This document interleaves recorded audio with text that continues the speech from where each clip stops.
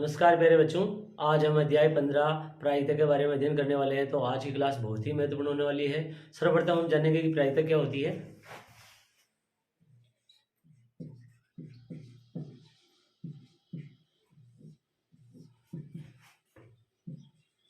किसी घटना के घटने की संभावना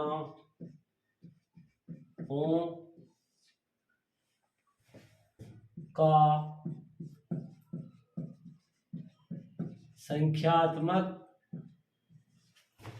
निरूपण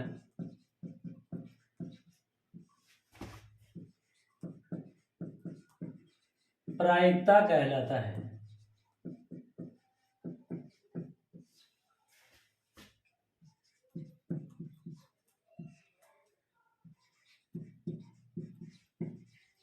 प्रायिकता बराबर होता है अनुकूल परिणाम बटे हुए कुल परिणाम।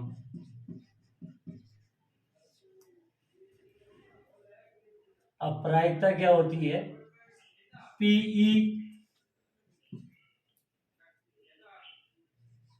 एन ई बटे हुए एन एस।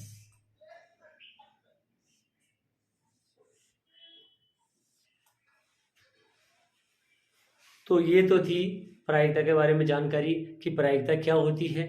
अब हम इसको प्रायिकता को विस्तार से समझने के लिए सर्वप्रथम हम देखेंगे कि यादृच्छिक प्रयोग क्या होता है। अब हम यादृच्छिक प्रयोग के बारे में जानेंगे।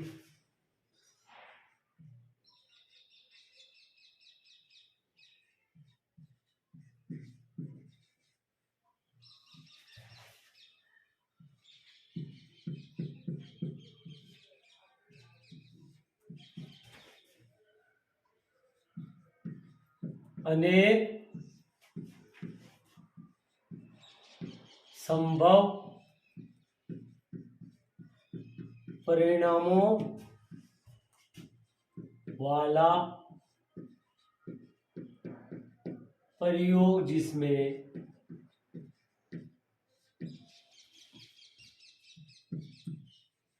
एक और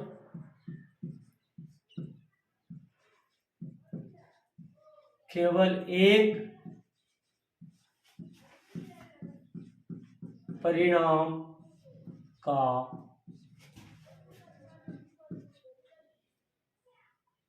आना निश्चित हो, लेकिन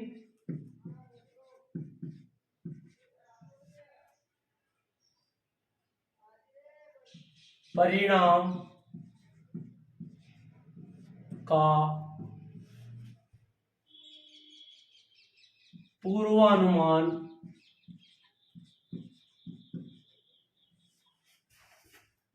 न हो,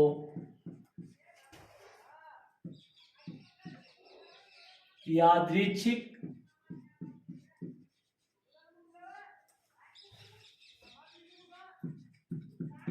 प्रयोग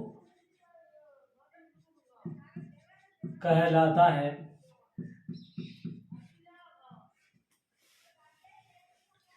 यादृच्छिक प्रयोग क्या होता है?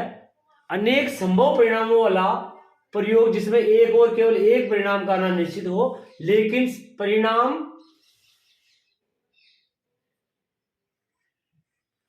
परिणाम का पूर्वानुमान न हो, यादृच्छिक प्रयोग कहलाता है। अब जैसे हम बात करते हैं एक सिक्के की उछाल, जैसे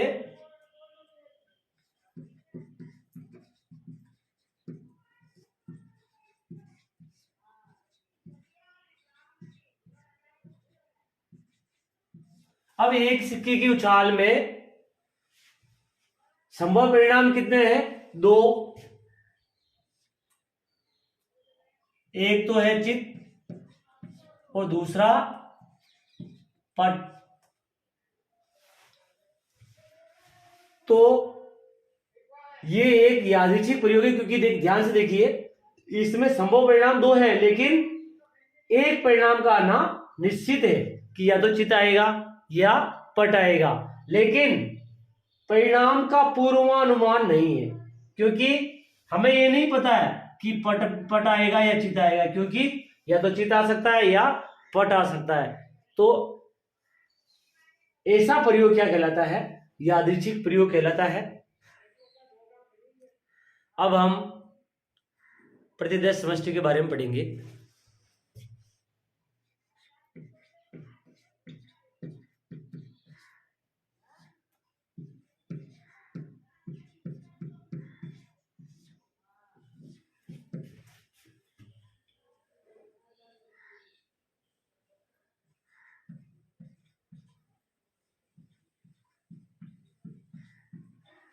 यादृच्छिक प्रयोग के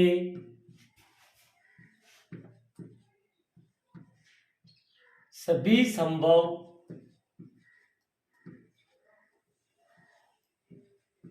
परिणामों का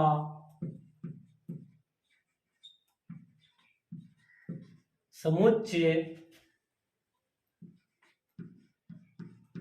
प्रतिदर्श समष्टि कहलाता है।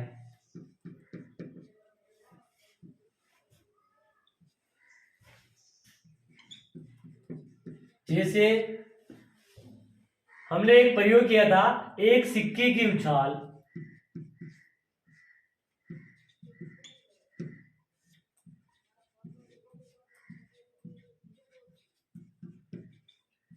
तो ये एक यादृच्छिक प्रयोग है, हमने जाना था इसके बारे में।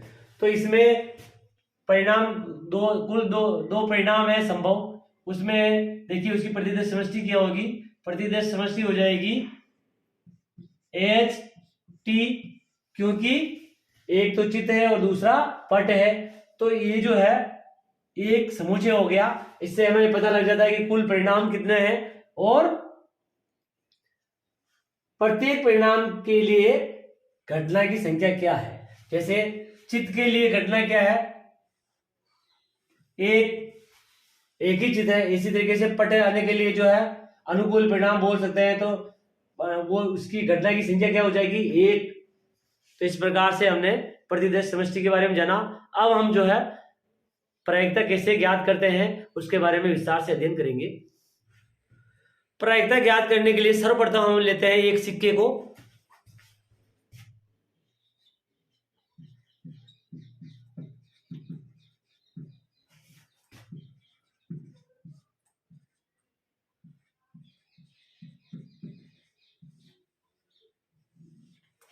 एक सिक्के की उछाल में हम जानते हैं कि ये यादृच्छिक प्रयोग है, तो इसमें प्रतिदेश समष्टि क्या हो जाएगी?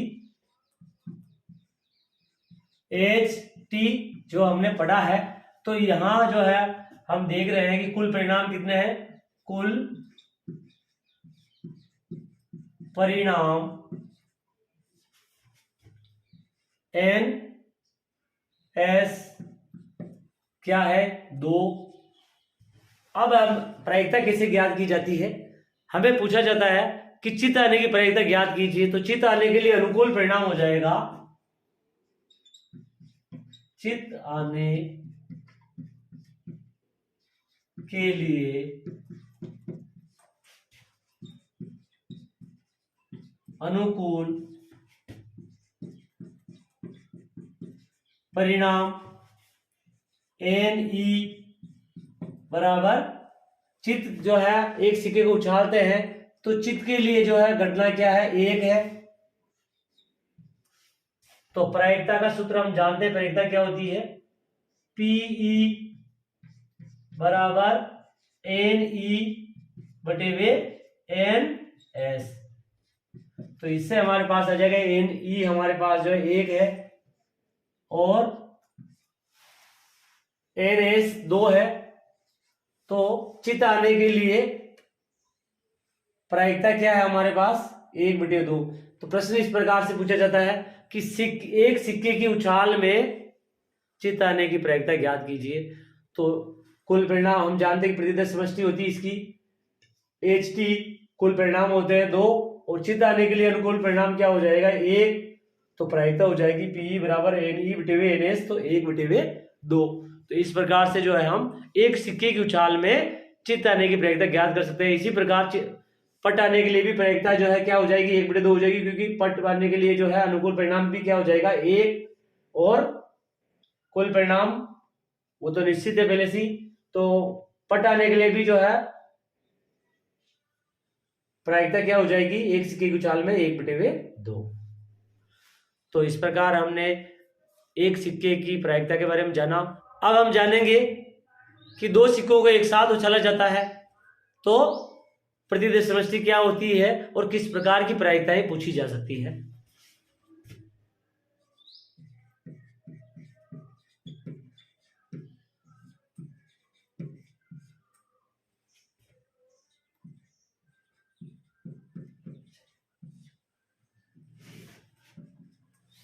जब दो सिक्कों को एक साथ उछाला जाता है तो प्रतिदर्श समष्टि क्या बनेगी, दोनों सिक्कों पर H आ सकता है, पहले पे H दूसरे पे T आ सकता है, पहले पे T दूसरे पे H आ सकता है, और दोनों पे पट आ सकता है TT। तो इस प्रकार से प्रतिदर्श समष्टि हो जाएगी हमारे पास। यहां हम देख रहे हैं कुल परिणाम कितने आए, कुल परिणाम NS बराबर 1 2 3 4, कुल परिणाम हो गए हमारे पास 4। अब जो है प्रायिकता किस प्रकार पूछी जाती है कि कम से कम एक चित आने की प्रायिकता ज्ञात कीजिए। प्रश्न बनता है कम से कम एक चित आने की प्रायिकता ज्ञात कीजिए।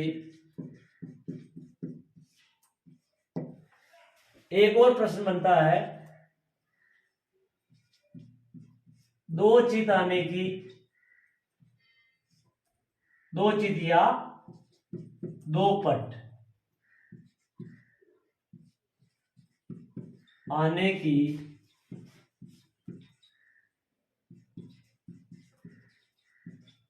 प्रायिकता ज्ञात कीजिए। तो कम से कम एक चित आने के लिए अनुकूल परिणाम का पता करना होता है, क्योंकि कुल परिणाम तो प्रतिदर्श समष्टि से हम जैसे प्रतिदर्श समष्टि लिखेंगे तो कुल परिणाम का हमें पहले से पता लग जाएगा। अब हमें ज्ञात क्या करना होता है कि अनुकूल परिणाम क्या है जिस घटना के बारे में चर्चा की जा रही है। तो यहाँ जो है घटना कौन सी है, कम से कम एक चित आने की प्रायिकता पूछी है। इसका मतलब जो है कम से कम एक चित आने के लिए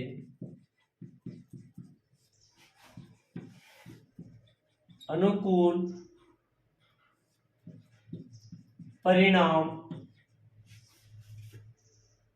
NE क्या हो जाएगा, कम से कम एक चित आने के लिए अनुकूल परिणाम क्या हो जाएगा, ध्यान से देखिए कम से कम एक चित इसमें भी है और इसमें भी है और इसमें भी है। इसका मतलब इस घटना के लिए अनुकूल परिणाम कितने हो गए 3। कुल परिणाम हमें मालूम ये, तो इसकी प्रायिकता क्या हो जाएगी PE बराबर 3/4। इसी प्रकार दूसरा सवाल हमारा, ये तो हमारे पहले का आंसर हो गया। दूसरे के लिए हम देखते हैं अनुकूल परिणाम क्या हो जाएगा, दो चित या दो पट आने के लिए, दो चित या दो पट आने के लिए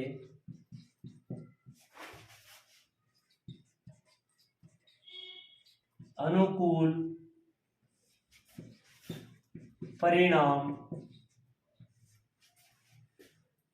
बराबर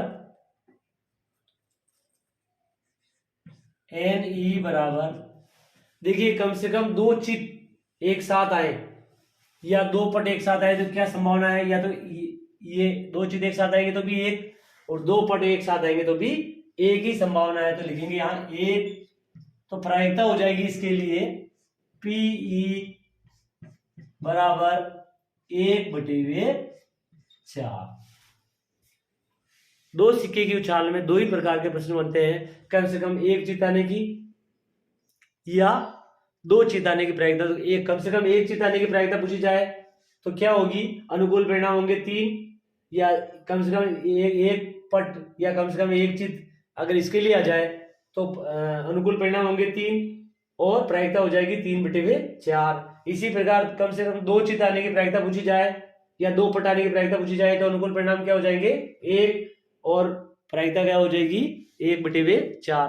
तो इस प्रकार हमने दो सिक्के की उछाल में प्रायिकता किस प्रकार ज्ञात की जाती है उसके बारे में अध्ययन किया था।